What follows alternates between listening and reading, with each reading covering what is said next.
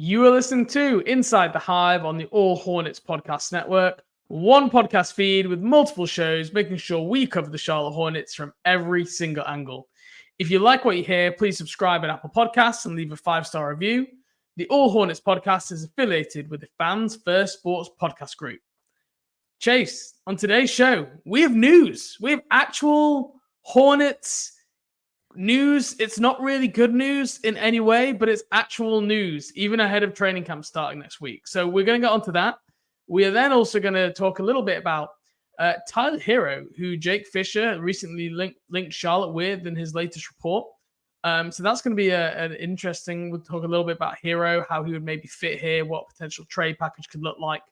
But before we go any further, Chase, how are you doing 1 week out from Media Day? I am doing very well. I mean, I think this is probably like the third podcast in a row that I've been saying this, but I am extremely excited for the season to get here. I mean, like 1 week out, October 2nd, every team around the league is going to have their media day. By the next morning, every team will have opened their training camp. I think like teams that are playing overseas and like that game in Dubai, like, I think Dallas opened their camp today, like Tuesday, September 26th. So they're definitely getting a head start because they got to do a bunch of traveling, but not long until every single team in the league is back in action and it is officially basketball season. We're almost there. Yeah, it's gonna be a wild ride the next month here, and we're hoping next podcast next week we're gonna have Skylar come on, who's hopefully been at Media Day, and we're able to fill us and brief us and all the key quotes. Something that we did last year was the best place you want to come for Media Day content. You come right here. We'll get Skylar Callahan, site publishing manager for All Hornets, who will be there in the room. So there's not many podcasts that can offer you that.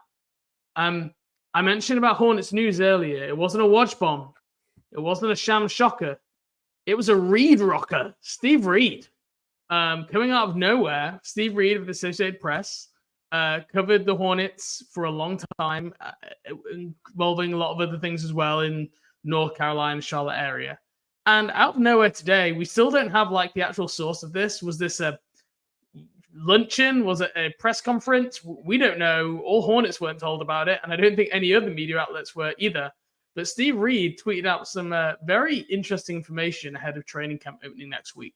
And we're going to tackle kind of each of these three pieces of information one by one. But firstly, just some injury updates. Cody Martin is going to be limited to start training camp. And Bryce McGowens recently sprained an ankle, and he is going to be out, and I quote, for a little bit. So the good news here is that Mark Williams is all healed from his thumb surgery over the offseason. Sounds like he's going to be a full go in training camp. So I guess that means that LaMelo Ball is a full go after his ankle surgery earlier in the year.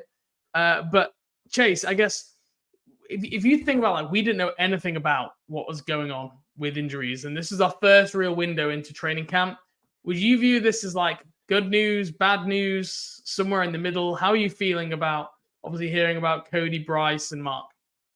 So I think as of now, it's probably just somewhere in the middle, but it definitely has potential to be bad news. I'm very curious if Cody Martin is limited with the exact same injury that he had last season, which was I don't even really know if we got like an actual name for the injury. It was just kind of like ongoing knee soreness and just kind of seemed like he had general instability in his knee all year. He had a surgery. We still don't know any detail around it. We just had a knee surgery. And I read the release today. He's going to be out for 4 weeks following his knee surgery. Turns out it was a lot longer than that. And he was still not right after coming back from that surgery. The thing I'm wondering about is Cody Martin being limited in training camp?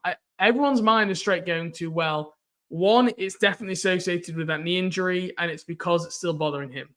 It could be the case. It's important to note at the minute we do not know the context. He could be limited for another reason. He could have a hip issue. He could have a dodgy calf. Like, we do not know at the minute it is associated with that knee injury.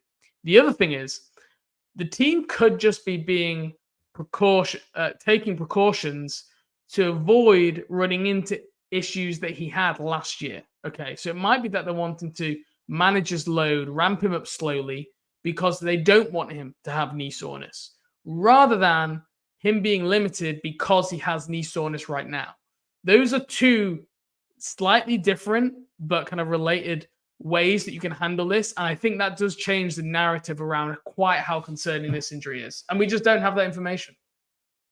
Yeah, I mean, he played 134 total minutes last season. So I could definitely see, slowly ramping him up, limiting him maybe to like 1-on-1 or 3-on-3 or something, and then letting him go 5-on-5, like right when the first preseason game approaches or something. That could make sense just from a rehab perspective. Like that could have been part of the plan all along, dating back to last season when he was still like recovering from surgery and whatnot. Kind of just be like, we'll let you sit the rest of this year, get healthy over the summer, slowly ramp it up during preseason next year. By opening night, you'll be ready to go. So that could just be the case here. But I mean, like I said at the beginning, it could also be like confirming all of the worst fears and everyone's worst worries. Like this is the same thing that was bothering him last year. It's just as bad as it was a year ago before he had surgery.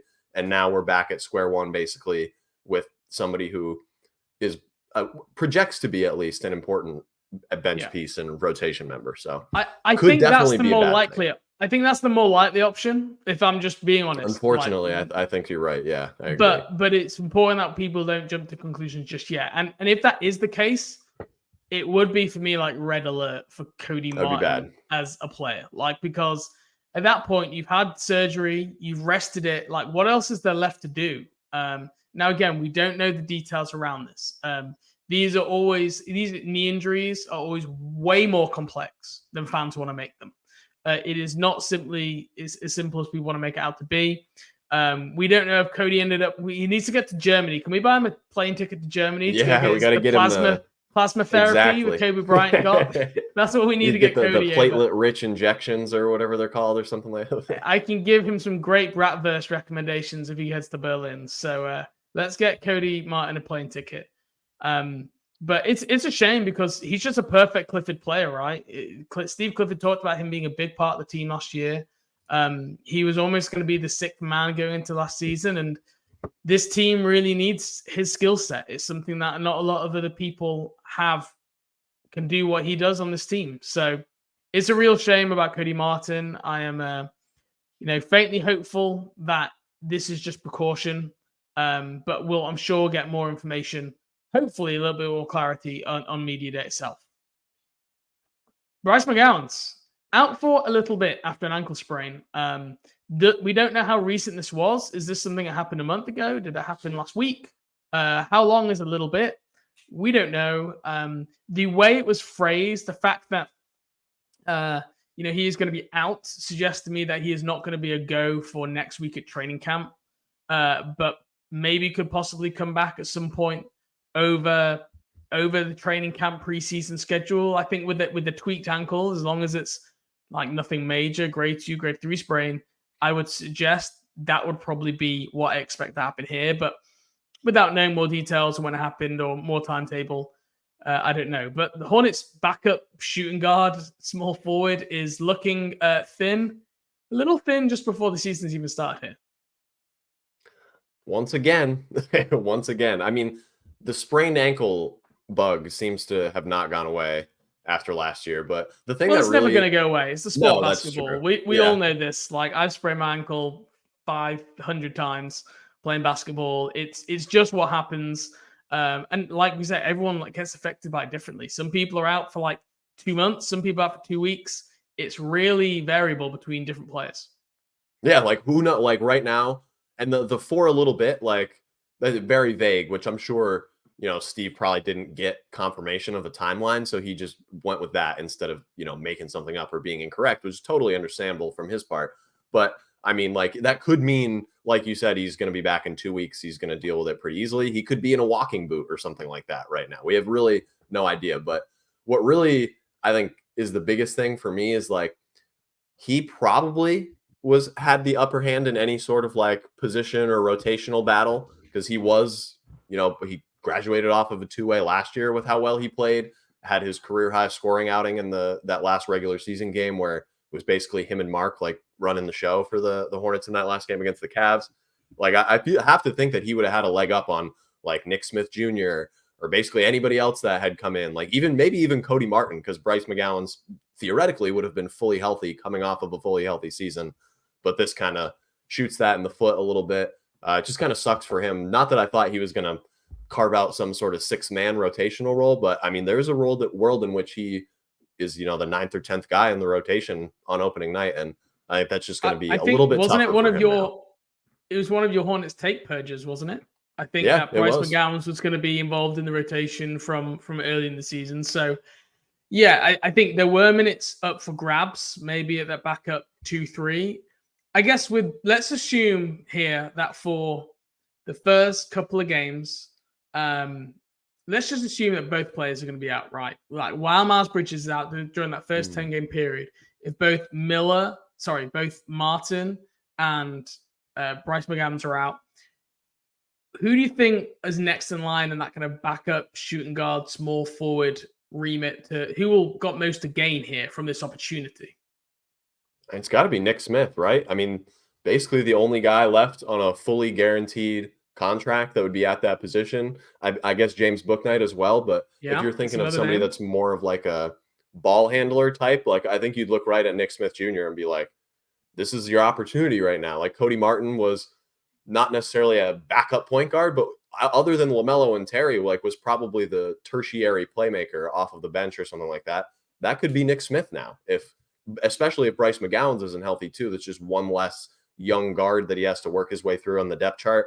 I mean, this could be a prime opportunity for him to get like big preseason minutes, like even more than he would have already as a rookie, that they were probably going to give him more minutes to let some of the veterans rest anyway.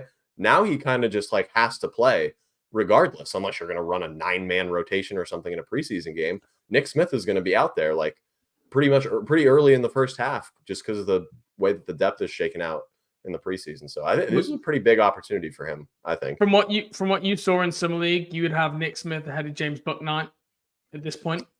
That and like just the fact that he's in his first year in the league, has much longer to develop before you have to sign him to an extension. I think that's probably worth tapping into early on rather than that's like the kind of thing where salvaging something. I always think James coaches Bouknight. feel the opposite of that. Like if you're That's new in the probably true. league, You're probably right. if you're new in the league, they're like, well, let's just go with the guy who's been here for 2 or 3 years and gets it. Like, and Yeah. that's where I always think that he could lean towards James Bouknight in that scenario. That is true, but James Bouknight probably hasn't been somebody that's earned their minutes yet to this point either. He's just been kind of getting them by virtue of the team being decimated by injuries. So that I think is where, even like if McGowens was healthy too, he would be ahead of him. Nick Smith Jr. also, like I think that's where they can kind of make up the gap a little bit, is that the players ahead of them that are older have not necessarily earned their rotation minutes yet either. It's an interesting position for James Bouknight because coming into training camp, I really thought his path to minutes was basically non-existent because I had both Cody Martin and Bryce McGowens ahead of him in the depth chart, and he wasn't, I didn't think, going to be going back to Greensboro, and I didn't really know where this was going. Now, by fate, he has an opportunity, and will he take it with 2 hands? Will he earn that spot? My other thought also maybe went to, well, like maybe Brandon Miller gets these minutes as the backup 2, and then you talk about playing JT Thor at the 3, and you can get into some funkier lineups. We know Steve Clifford likes positional size. We're going to quote on that in a little bit here. But there are other ways that you could go about it by just going a lot bigger across the board. You probably lose that maybe a little bit of playmaking, but that's another option as well. You go Brandon Miller at 2, JT Thor at 3. I don't know who's playing back at power forward for you at that point because Miles Bridges is still suspended. So maybe that's more likely after this, when Miles Bridges is back available. But yeah, shame to hear. But look, this could be a lot worse. I also want to put it this way. You look at the New Orleans Pelicans, they got Trey Murphy, who has just had a serious knee injury. I think he tore his meniscus. Jose Alvarado has got a sprained ankle, is going to be out for a little bit of time there. And those are 2 guys who are absolutely, one of them was maybe going to start and they're going to be core rotation pieces. I would still say that Cody Martin and Bryce McGowens were going to be on the fringes of a Hornets rotation. And like it actually hurts a little bit more at the start of the season because Bridges is also out. So you've not got that. But at least Mark Williams is fully healthy. LaMelo Ball's a full go. Gordon Hayward is not hurt yet. These are all like good things. You talk about some of the most important players. I think Charlotte can survive without Cody Martin. I think they can survive without Bryce McGowens. I'm not sure if they can survive if they're missing, some of their key starting players. So This isn't great news. Obviously, you hope everybody comes into camp perfectly healthy, but it could be a lot worse. All right, moving on. Second quote from another Reed rocker, Steve Clifford. Praise number 2 pick Brandon Miller for being a quick learner. Said he is a throwback player, and that when he gets the ball, he moves and cuts, and he loves his positional size. The first really we've heard about Steve Clifford talking about Brandon Miller since really the draft. What are your thoughts on that quote? Anything jump out to you in particular, or do you think just standard coach off-season, pumping up your new draft pick talk? I think it's definitely a little bit more of the latter, but I do like the throwback player comment. Like, not even for the fact that like I think it's true or not. I do think there's some merit to it, but obviously it's hard to be like an old school guy and coming up in the 2020s and having to be the type of player that Brandon Miller is, being like an extremely high volume 3-point shooter. But I think it just shows that Steve Clifford has like an appreciation for the way that he plays basketball, and he views him as a player that can fit into like his coaching philosophy, which like right off the bat, if you're making that sort of impression as a rookie, like right away, not even somebody that's like, a number 1 pick or even the normal number 2 pick that's just thrown onto their team and is like the guy and getting starter minutes. Like Brandon Miller very well could come off the bench this whole year, and he's already coming into camp, like making a good impression on the coaches, the head coach, even like making him view him as somebody that could easily fit into their system and what they're trying to do. So that's definitely a positive, just for him to come out and say, because Steve Clifford has a very specific way of like talking about basketball and how he like players that he likes, and uses very specific like words, and he talks about like defense or rebounding and cutting and off ball movement. If he talks about you and using any of those like phrases or terms, he definitely likes the way that you play. So this is a good sign. Yeah, I think Steve Clifford, I don't imagine is a great fan of AAU basketball. No, I think it's definitely not. safe to say that he doesn't love watching that tape. He likes guys to be unselfish, not to hold the ball. Like we see now that, especially America specifically, due to the grassroots basketball culture, is developing a lot of these guys who take a lot of shots, have great handles, like not always system players. And you see them sometimes struggling to fit when they get to the NBA, or all of a sudden you're not the best player on the floor anymore. You got to fit into a system. You got to find ways to be effective without having the ball. And it seems like Brandon Miller has some of that. And we saw some of that in that Warriors game in Summer League where he finished with 8 assists and they were doubling him. He didn't try and force it like maybe a traditional top 2 or 3 pick in the draft would do and try and beat the double team. He just made the right play, and he was perfectly comfortable with him doing that. And I think that shows that he plays with a level of basketball IQ and maturity and unselfishness. And it's just a great trait for highly skilled players to have, because what he's basically saying there is he can fit into any role. Like he can fit next to any star players you put around him, or any other players. He'll find a way to adapt. So I really like what I hear around that. And the positional size, we all know Steve Clifford loves positional size. But this just made me think again that I'm convinced they're going to try Brandon Miller at shooting guard in training camp and maybe in preseason as well. I talked a little bit about it in the pre-draft process. For me, it was like, if he can play shooting guard, great, let's look at it. But you're not drafting him assuming he would be able to, because I just don't quite know about that perimeter speed. But you look at someone like Paul George, and he was able to do it for a lot of years. And that is a guy who Brandon Miller models his game on. And he does have the skill set, I think, offensively. But do you think, again, like Brandon Miller being looked at as a shooting guard could be something that this coaching staff really leans into during the season?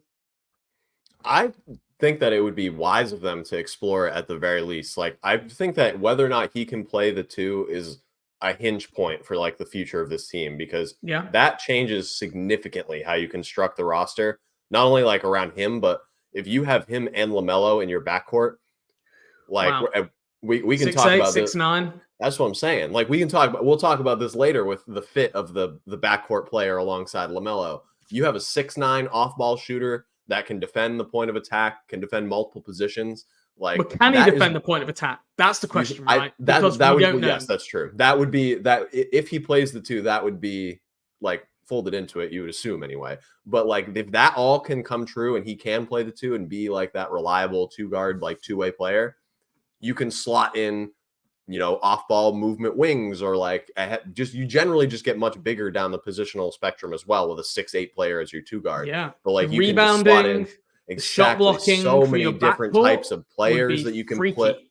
freaky. Like it's so many different types of players you can put around them. Like you can significantly decrease like the amount of spacing in like a front court player with the amount of spacing you'd have with LaMelo and Brandon Miller in the backcourt. Like there'd be no issues with like Mark Williams or Nick Richards or something not being spacers. Like it just allows you so much more versatility if he has that versatility himself, which I mean, I think it's worth finding out like right now. Like why not? Like it's not like the Hornets are in a position where like if Brandon Miller plays poorly, they're going to go from a playoff team to out of the play-in or something like that. It's kind of just a bonus. Like if he plays really well this year and can fit into a lineup, especially in that type of way. So it's worth trying out for sure. Here's the why not, right? You are bringing Brandon Miller, who's already in the microscope, being the number 2 pick, everything going on. You want to put him in a position where he's going to succeed, where he feels comfortable. Him shifting from playing basically the 3 or the 4 at Alabama to now playing, and he was a big basically in high school and AAU. He played 5. To then playing the 2 in the NBA when you're trying to adapt and having to like LaMelo Ball's probably not going to guard, like you say, opposing teams point guards. So him having to guard point guards while trying to adapt and learn everything else, that could put him in a position where he struggles and he lacks confidence and the learning curve is just too steep. So that's the reason why not to. I do think it's something that you investigate, you look at, but it's maybe not something that you fully lean into from day one for that reason. You kind of build him slowly there. You build his confidence, you give him the opportunity to prove it. You speak to him, see how he finds it. I personally don't see him as someone who can guard like point of attack defender. That's not what I saw on the film at Alabama. I'd love to be wrong on that. But maybe Charlotte have a system where, I don't know, with like those 2 guys, length on the perimeter, maybe you don't have that traditional approach. If you have a big who is hedging a lot, then maybe that's not something you have to do as much. So that's the reason I think you maybe don't jump in 2 feet straight away. But I definitely agree that you do experiment. Okay, next up, Kai Jones. We've talked briefly about some of the Kai Jones situation recently, but this is the first time we've heard anyone from the team speak on it. I was quite surprised that Steve Clifford even commented in this media session to Steve Reed, the Reed Rocker. Steve Clifford said the team isn't going to comment on the Kai Jones situation, and it's a matter that is being handled internally. So already it seems that this is the first confirmation we have that the team are actually, there is a situation that has to be handled, right? If something's being handled internally, there is a recognition that something is going on. So that's the first we've heard of that. We also learned that Jones has not been participating in voluntary team workouts. Steve Reed goes on to say, and this is, I think, speculation from his point of view, that there is clearly some concern there. It's unclear right now if the former first-round pick will participate in training camp. Now, this Kai Jones saga has gone from being like weird to, is he really beefing with his teammates, to actually no, maybe he is just really kind of being quite strange. But now he's skipping voluntary workouts, or at least he hasn't been there for voluntary workouts. Again, we don't know from this if the team have asked him to stay away from voluntary workouts while he sorts through maybe some challenges he's facing, or if he has not been turning up when invited and asked. And again, there is quite an important delineation between those 2 points of view there. I think people are probably going to jump to the conclusions that he's not been showing up, but it is important. Like if someone is going through, and again, I'm speculating here, but a mental health challenge, that sometimes, they need to separate that work and they just need to work on themselves a little bit of time. So that could be something else here. But overall, pretty concerning, I think, news here for Kai Jones. And yeah, something that I really think is threatening his NBA career, and either, judging from his social media posts, which are still ongoing during all this, he either doesn't care about or he doesn't realize. And I don't know which one is more worrying than the other. I mean, the guy lives in Charlotte, like spent the whole offseason in Charlotte. So if he wanted to be at these workouts, it's just down the road. So it's Either he doesn't want to be there, the team currently doesn't want him there with what has been transpiring on Twitter and Instagram and whatnot, I guess, which on its face is like not a harmful thing at all. It's just like internet posting. And we also have to remember that Kai is what, like 22 or 23. Like members of the younger generation use the internet in a different way than like most of like the people that are like media aged or like team employee aged people do. So there's always going to be a little bit of a disconnect there. But obviously it's gotten beyond that like level of, misunderstanding. And it is something that is affecting the team now because they're being asked questions about him at press conferences. And if it wasn't a problem before, you can bet your sweet ass it is now that people are showing up at conferences like this being like, hey, we've seen these weird Instagram posts from this guy on your team. Is he going to be at practice? And then if the coach has to answer that type of question, that's when it crosses the line.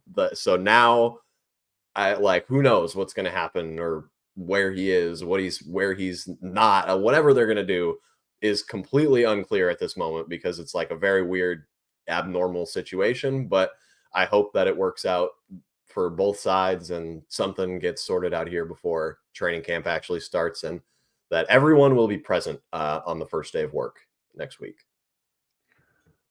Yeah, we can hope. But then partly, like, do his teammates want him to be there? Right? We've seen him calling out, and it's like, at first I thought it was him lacking self-awareness. Then I thought it was a joke, and maybe I thought all of his teammates were in on it. Yeah, that's what I thought too, but clearly not. Yeah. Well, and maybe this is why they're asking him to stay away, because they don't want this being an issue if people like do have problems with what he's been doing, and maybe they just don't even want him to be around for the team. Like, and the thing is, Kai is not good enough to be pulling stuff like this. Yeah. Like, Kai is fighting for his NBA career. We've been saying this. I mean, I think I said after Summer League on a podcast, I said, like, I think I'm out on the Kai Jones experience. Yes, I remember that. Yeah. I basically said it. I didn't know I could get more out than I was then. I think I'm there now. That was before all of this even started. This was just the basketball, and I was out. So it's strange, man. It really feels like Kai has changed quite a lot since he came into the league. I never thought we'd be having this kind of conversation when we spoke to Kai Jones on this very podcast. And he came on and he was really gracious with his time. He was great to speak to. He was good fun. And I don't know, since then, I think I can't speculate, but stuff has changed, and I don't think it's been in a good way for Kai's NBA career. And I will say, if Kai isn't part of this roster and is not part of training camp, this team needs another big. Yes, absolutely. If Mark Williams and Nick Richards goes down, they have literally nobody. You're playing PJ Washington at center. Exactly. You're playing PJ Washington at center again. That is something that Steve Clifford, I don't think, wants to do apart from very specific matchups. There are other bigs out there in free agency market right now. That's just my opinion. I think they need to work to find a big if Kai Jones is not going to be part of this team, because I don't think there's many teams that go into the NBA season with two centers. Like, normally there is three. That's basically what every single team does, is carry three people who can play as the big. Okay. That's it for our Reed Rockers. Thank you, Steve Reed. That is a wonderful name for when Steve Reed breaks news, by the way. We definitely gotta present this to him so he can just do like the two like the red alarm buzzer things, like Reed Rocker, and then just post the tweet underneath. Yeah, we can he needs to patent that. We can, we'll split it 50-50 for the Reed Rocker logo merch. We can do that, right?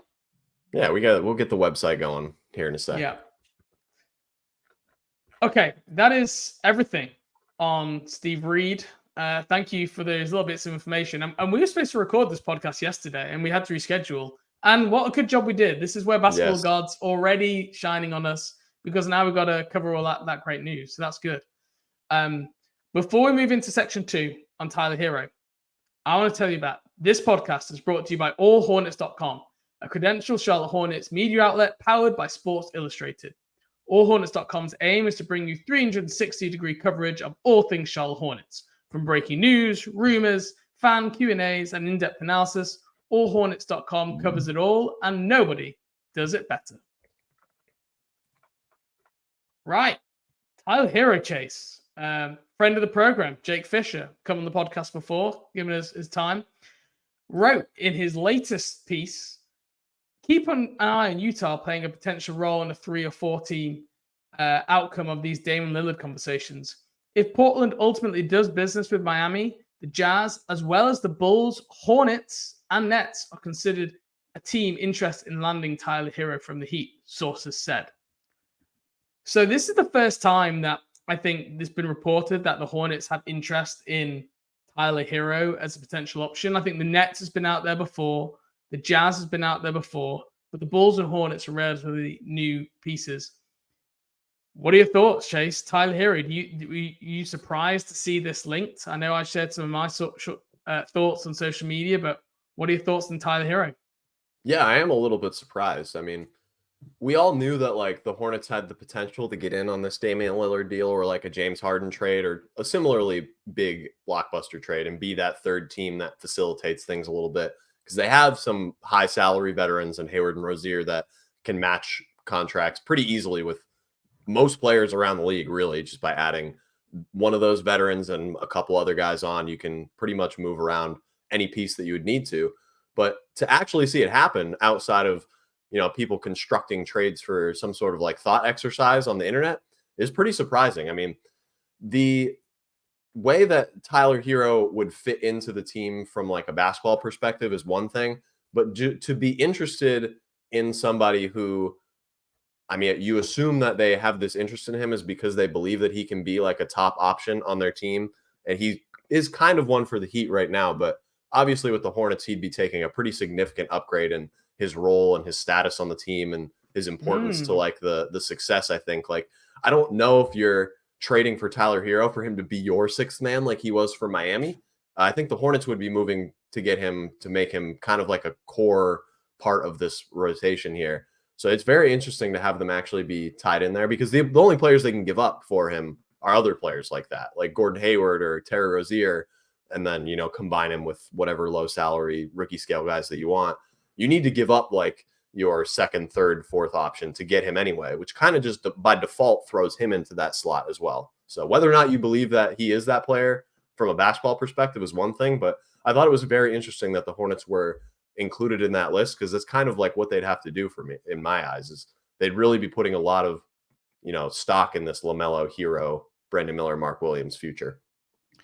So with all that said, and I was surprised too, why have we not talked about this earlier as an idea, as a concept? If for all the the reasons you outlined there obviously it sounds like there was something like that was holding you back from thinking that this was going to be something that the Hornets would be worth getting involved in. And I've got my own thoughts, but I'm curious to get yours. See, part of it. So for me personally, part of it is the basketball perspective. I don't really think he's a fantastic fit with LaMelo. So that's probably this why. This is where we match up. Yeah. Yeah. So I don't really think he would be the guy that I would pursue to put alongside LaMelo. A, from a basketball perspective, and B, from like what I just said, like the salary commitment that you have for him and the salary slot that you're replacing is not going to line up, I think, with where you'd want him to slot in as having his role on your team. Like right now with Miami is probably, I think, the ideal spot for him, like being a sixth man spot starter that, can definitely put up 20 points per game. But, if you put him in a bigger role, the defensive shortcomings, the playmaking inconsistency, the lack of ability to get separation and get by players as a ball handler and get to the rim consistently and finish there efficiently, that all gets exacerbated. And I've been a big proponent of these, like, I don't want to say microwave scorer types because this is a little more than that, but I guess that's probably the closest term, like Tyler Herro, Jordan Poole, Anthony Simons. Like, I actually think these players are very valuable to have on your team. It's just the way that the Hornets would have to make this deal would be giving him a little bit too much value on your team, if that makes any sense. Like I'd rather make this type of like big move for somebody that fits better, you're at least committing like a different level of salary if they don't fit as well or if they're not as high up on the pecking order. of for your team here. So Herro just wouldn't be that guy for me, which is probably why I never really thought of it to begin with. Just like subconsciously was not, pulling him to the top of my mind. But what are your thoughts on it, James? Yeah, I mean, very similar to you. I think the first thing I think about when adding to this team is defense, because that's something that this team has struggled to do. I think they're going to be a good offense this year with the tools that they've got. I don't think they have great defensive talent. And you add Tyler Herro, a small, undersized combo guard who, one of the reasons that Miami are probably like happy to move on from him is he doesn't fit their defensive identity. At the same time, it's not often a 23-year-old talent with his level of production over multiple years who is locked in on a long-term four-year, $120 million contracts, that's $30 million per year, comes available to trade for the rumors reports like a first-round pick. I mean, if you were to say you could draft a player for the next 4 years that plays at Tyler Herro's level, where does that go in the draft? I mean, I think he's probably a somewhere picked between like 3 and 6 in the draft, something of that value. And you're able to get that for definitely top 10 for sure. For like a future first. So I can understand why a team like Charlotte, who aren't probably going to attract big free agent players, could look to acquire someone just because he's young, he fits like with the core in terms of timeline, and he's locked up for 4 years. And that I can understand. Like if he didn't have the defensive weaknesses and some like the skill set, basketball fit wasn't so poor, I think I'd be all over this. This is like when Jarrett Allen ended up getting traded to the Cleveland Cavaliers, where the Brooklyn Nets just needed somewhere to dump him as part of the Kevin Durant trade or the James Harden trade. I forget which one there was. And basically the Cavs were like, yeah, we'll take him like for a late first round pick. I think they gave up a Milwaukee Bucks 20 first round pick. And they took him on, and he ended up becoming an all-star in Cleveland. So I can see some of the value if the cost wasn't great. I don't love that Charlotte are already missing their future first-round pick, because this makes trading another future first-round pick even trickier.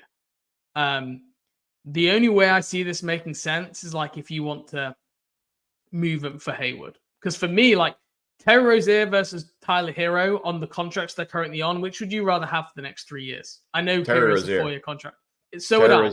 Comfortably, I think he's a better defender. I think he can play more versatile player to play as a backup ball handler. I think he's a better leader. Better shooter. And I think he's a better shooter too. So like for me, I don't want to shuffle the chairs to move out Terry Rozier and bring in Tyler Herro. That doesn't really do anything for me. If you're I don't think Miami does either. Like that's another thing. Because do you think Miami would even want that to replace Herro with Terry Rozier and have Damian Lillard and Terry Rozier be their starting backcourt or their main backcourt? Probably not. That's another thing that I didn't even think of until right now. Like that's just another. Or Portland. You could say that he's a guy. Want him either. You got Scoot. You got Anthony Simons. Gordon Hayward begins to make a little bit more sense to me. I went into this thinking that Tyler Herro, I didn't really see it. But actually, as I looked at this more, like if you're going to lose Gordon Hayward for nothing this offseason, maybe you do just flip him for Tyler Herro and you give Portland an expiring contract, gives them financial flexibility. Portland could probably flip him again at the trade deadline for future talent, draft equity. Maybe that's something that makes more sense. You probably do take a little bit of a hit this year, I think, because I think Gordon Hayward, if he is healthy, if is a better, probably more useful talent for this Hornets roster specifically than Tyler Herro. But I could see a way for it. This team isn't going to have cap space in the summer anyway. So adding Tyler Herro instead of Gordon Hayward doesn't really change the 2024 offseason for them. No, and like I think overall, if this did actually go down, and I don't know about you, but I don't think it's very likely that the Hornets ended up actually being this third team that got Tyler Herro, but it was mentioned by Jake Fisher, who is one of the most reputable reporters in the NBA sphere. So obviously this is something that is a possibility, even if it's unlikely. And I want to say, everyone gave Jake Fisher a bunch of crap in the build of the free agency when he reported that the Hornets and Miles Bridges weren't close on the deal. And even I was a bit surprised to see that report. And it was very strongly worded ahead of free agency. And a lot of Hornets fans gave Jake Fisher a lot of crap. Don't listen to Jake Fisher. Who are his sources? What does he know? All I want to see is what he said was absolutely true, Hornets fans. So he is dialed in to some extent. They were far away in talks, and he ended up signing that qualifying offer. He's one of the most dialed in reporters that is out there right now, other than Woj Shaw. I remember when DeJounte Murray got traded to the Hawks, he had came out and said like beforehand that it was like about to happen, and everyone was like, "No, that doesn't make any sense. Why would the Hawks pair DeJounte and Trey together?" And then look at that, it ended up working out. So Jake Fisher is definitely somebody that if he reports something, you can take it with a certain level of merit at the very least. But I mean, back to Tyler Herro, like even if this did go down, like the fit is one thing, but I think overall, like I don't know about you, but I wouldn't be terribly upset, I guess, just because of the idea of adding another player to your young core that's like actually talented is never truly a bad thing, so long as they don't give up picks that make it difficult or like impossible even to trade future picks for like another player that could be like a borderline all-star, because that's kind of the miss or the gap here for me is I don't think Tyler Herro is that like borderline all-star type of guy. He's probably a little bit below that. And I think most competitive playoff teams have like 2 all-stars. So you'd still need to find that second guy, which means you need to retain the assets to make a trade in the event you need to do so. That could be, but if I don't, that you probably won't know that for sure, at least until the end of this year.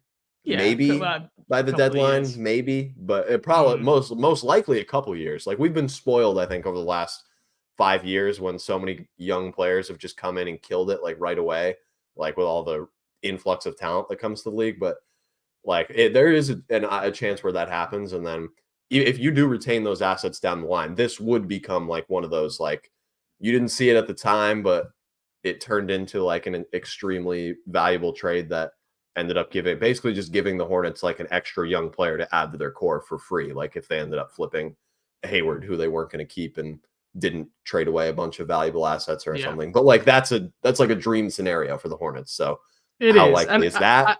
I agree with what you said. Like if you trade a future first and you've got the one currently owed, which is with San Antonio at the minute, you're basically ruling yourself out of trading for any star for the next, I don't know, 3 seasons, because you will not have picks to compare because the Charlotte don't have any incoming first round picks from any of the teams. So you do limit yourself to some extent. One thing that crossed my head is, well, maybe they just want some insurance for if LaMelo goes down again. You know, we've seen that he is not the most, you know, this team has struggled defensively when ball's not been playing. And Tyler Herro is a guy who can be like a high usage role. And like, I do think his 6th man role, that is what I would have him to do in Charlotte. Like I would have him as that 6th man. I don't know what that means maybe for guys like Nick Smith Jr. who we've just drafted, but those are, you know, issues for, you know, future front office problems that you don't need to resolve right now. I'd understand if you just want to get talent in the door and you want to have, you know, a bench unit, which for the last 3 seasons, Charlotte's scoring when LaMelo was off the floor was very much a struggle. And maybe they just want to bring on someone who can carry and lift that offense a little bit. So at first I was a hard no. As I dug in more, I think if you involved Hayward in some way, then I could be convinced it's the right thing to do.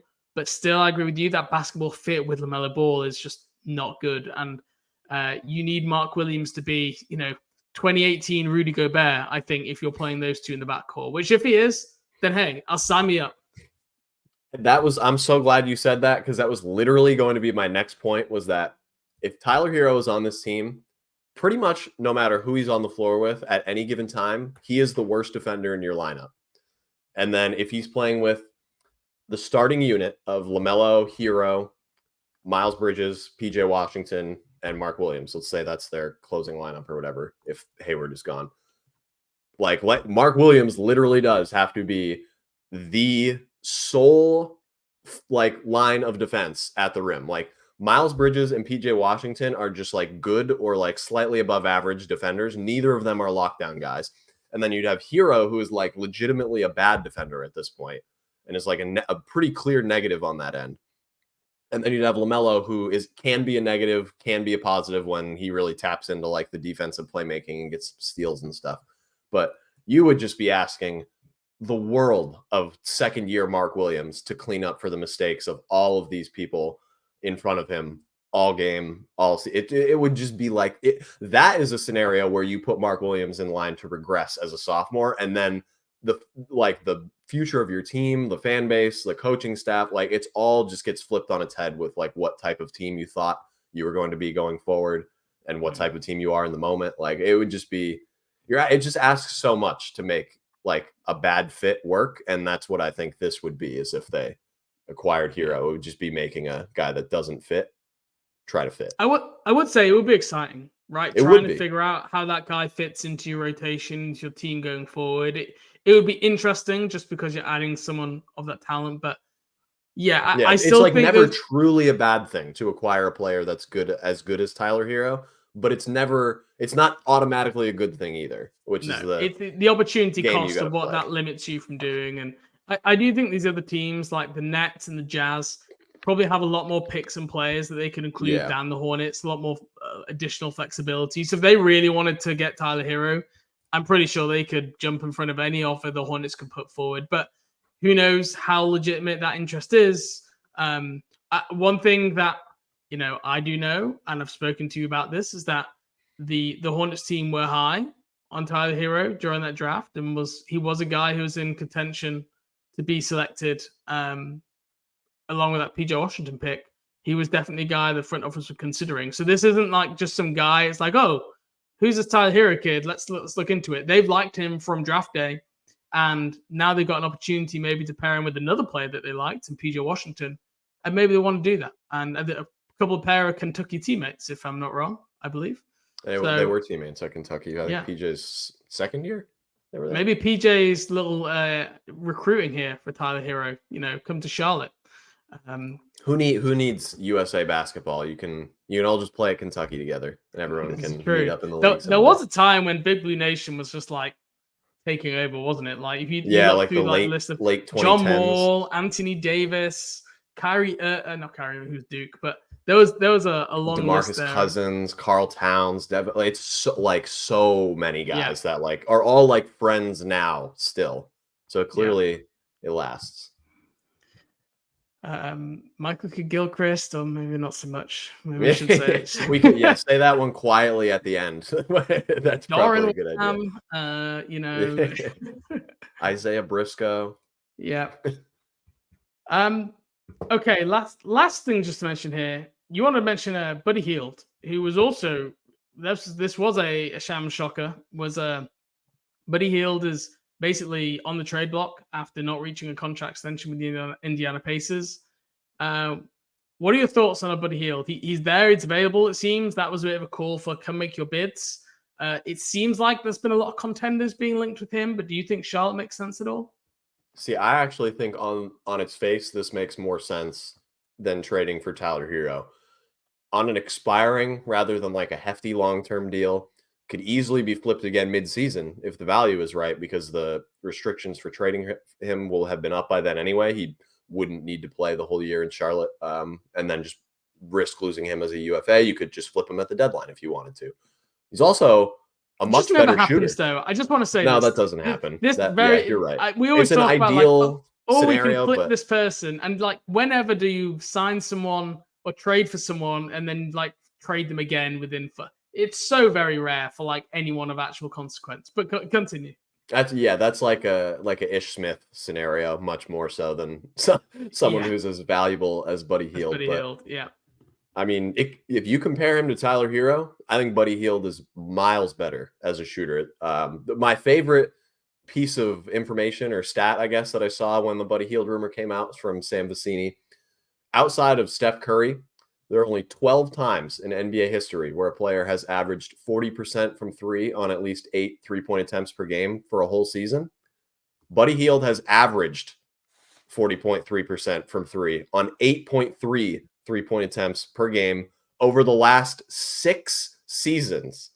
So he is essentially the only person really that is on par with Steph Curry in terms of volume and efficiency throughout NBA history.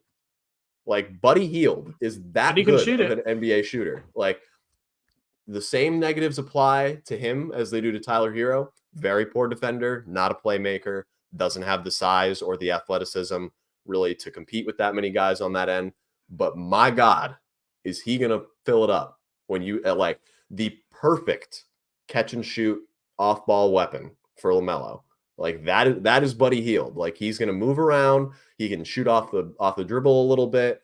He can fly off of screens. He can just spot up and wait. Like pretty much any off ball shooting role that you'd want him to play, he would play. And then you get, obviously you're getting way less, you're giving up way less in a trade for him also.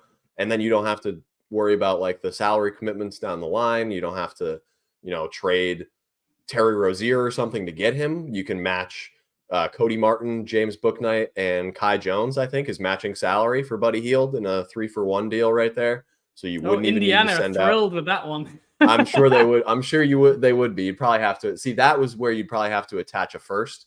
And this is a question I was going to ask you at the end, but I will right now. Would you rather trade 1 first for Buddy Hield or 2 firsts for Tyler Herro? 2 firsts for Tyler Herro, no question. Okay. See, I would rather give up the 1 and just get Buddy Hield.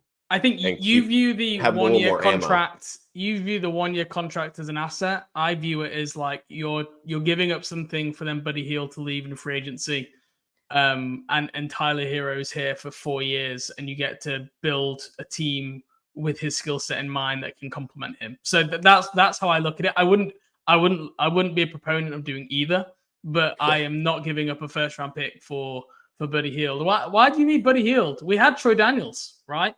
Troy Daniels was just Buddy Hield, and we got rid of Troy Daniels. Why do you need Buddy Hield? You have Buddy Hield at home. We already have Buddy Hield at home. He's a free agent right now. We could go sign Troy Daniels. That's true. But yeah, I just don't think this one is one that I see making sense. I think Buddy Hield is 31 next summer.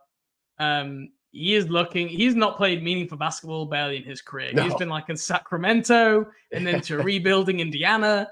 He just wants to go somewhere. Teams he was on were bad. Yeah, that's a good point. I never. Really he wants to go somewhere where he can play meaningful basketball and where he has a chance to win. And I hope he gets the opportunity. I just don't see how it really makes. The only way is if, like you said, we want to move Terry Rozier's contract now to get flexibility for next season, and you could move him for Buddy Hield, but. Again, I think he's a much lower ceiling guy than Tyler Herro. He's not the same playmaker. I actually think he's a worse defender than Tyler Herro as well. But I do agree he is a better shooter. But yeah, I'm not aboard the Buddy train. As much as I'd love to cheer for a guy called Buddy, right? We skip over this. His name is Buddy. Buddy Hield. Not a nickname. His real name is Buddy. As much as I would love to cheer for Buddy, hey Buddy, right? I just can't get on board with the Buddy Hield trade. Yeah, I mean, I don't know if I'm probably with you. I don't think I'd do either one, but I think I lean more towards this one than the Tyler Herro trade. I'd rather make a big trade for a bigger player, I think, than Tyler Herro is probably the best and simplest way to put it. And I mean, when I saw that stat about Buddy Hield, that like really it brought me back to like when he was at Oklahoma, because like. Oh yeah, you could see it coming, but it just puts it into perspective. Not only like how good shooters are now, but like how much the game has changed. Like the opportunity for someone of Buddy Hield's status in the NBA to have a solid claim on like second best volume 3-point shooter of his era, behind the best shooter of all time, is just so like I'm so glad the NBA has evolved in this way. Like it used to just be reserved for like all-stars and stars and 25 point per game scorers or something, but you can just come off the bench, light it up, and sit down, and people will value you for it. And I'm glad I live in that world. Jason Capono just grew up in the wrong NBA. That's what literally though. Like like Steve Novak, like guys like that, like they would have figured it out. Yeah. Last thing before we get off here, some people might have seen online over the past week, there was some like Twitter beef between Austin Rivers and Miles Bridges. And for those who don't, I'll briefly recap. Austin Rivers was on his own podcast, basically talking about how the Hornets need to. He was talking about young players in general and how they struggle when not surrounded by good leadership. He wrote that surround LaMelo with people who can help him tap into his potential, not deplete it. That's what we're getting a lot now. Troubled youth. LaMelo hasn't done anything wrong, but what is the standard there? You know, some young teams like OKC can do it, but why can't teams like Charlotte? You know, probably saying a lot of stuff that, if I'm honest, I think a lot of Charlotte Hornets fans have said themselves over the last 12 to 18 months with some of the off-court issues that Charlotte have faced. Miles Bridges seemed to respond, and I'll read his response here. Y'all hoopers get on these podcasts and talk like y'all really like that. Speaking on other teams like you'll know what's going on, and most people talking the most shit don't play at all. We're going to see about it this year on me. You know, Miles is obviously a little bit frustrated that he is included along with the rest of LaMelo's teammates in people who supposedly deplete LaMelo, according to Austin Rivers. And, you know, I get that.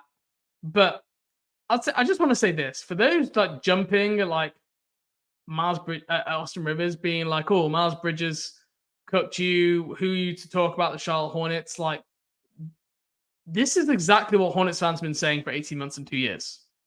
And I understand Miles Bridges' point to push back. Like, I get it, right? He's being essentially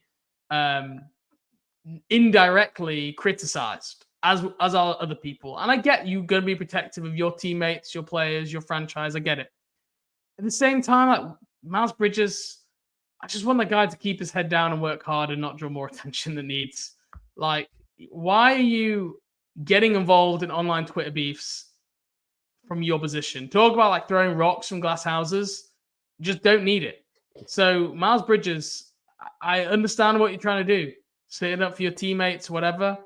It can't be you. I'm telling you, for the next year, you need to keep your name out of these headlines as much as possible. You need to focus on one thing: is playing basketball, being a good person, and we do not need online social media beefs, especially when I think the person making the point is making a fair point and not in a disrespectful way. I actually felt like he made it in a relatively respectful way. He didn't call anyone out individually.